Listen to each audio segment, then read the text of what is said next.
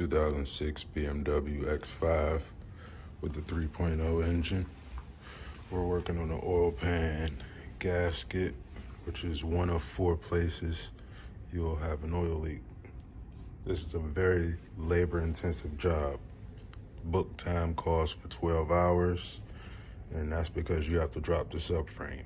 Tools you'll need to even start this job: an engine support bar. You can get this from Harbor Freight.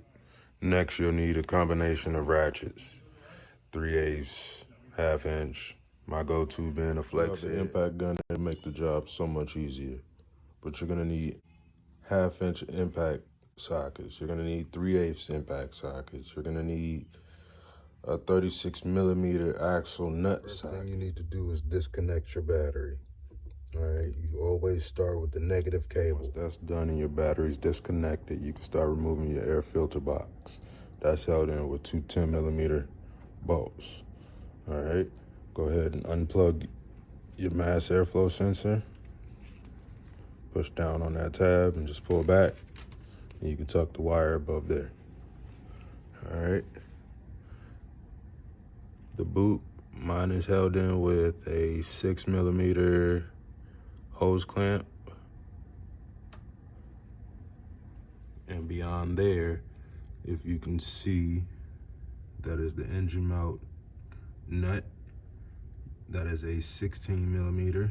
Underneath the truck, we can go ahead and remove our dust shield if you have one. That's held in with 2 10mm screws and 6 8mm around the bumper's edge. Once we have our dust shield off, we can go ahead and remove the 6 16mm nut and bolt. You have to counter hold from the top.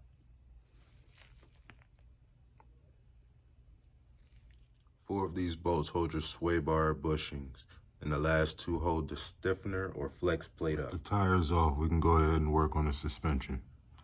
We need to disconnect the control arm from the hub, as well as the outer tie rod.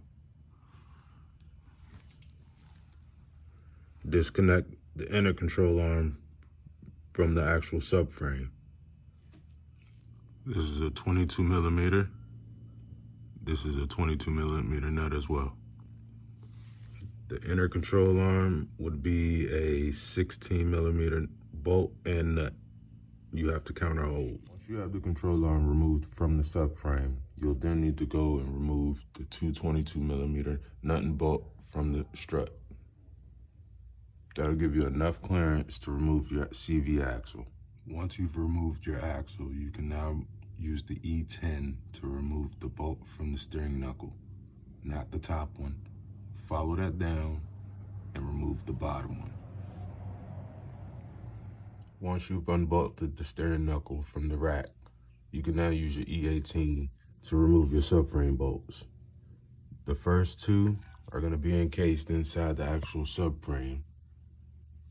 The last one you'll be able to see. Now, if we go back to the first one, you'll see that that's an alignment dial. Your subframe has to sit in that, or on that per se. Be aware, I had a very difficult time separating the subframe from the body.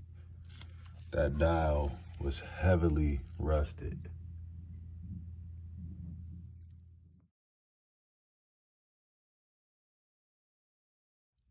Driver's side wasn't that bad. I was able to get a pocket pry bar and some penetrating oil in between them and separate it.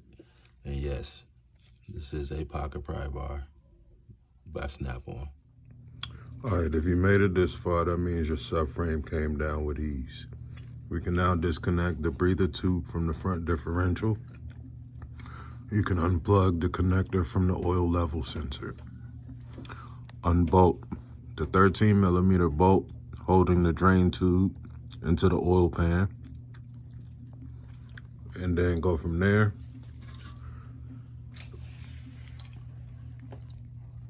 Unbolt the 3 16mm bolts into the drive shaft.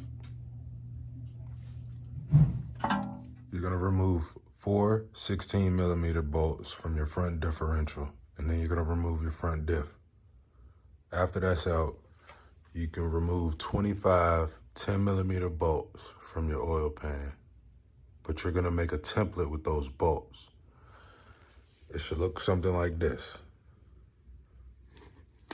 because they're different sizes. You're gonna remove an additional 3 bolts from the transmission.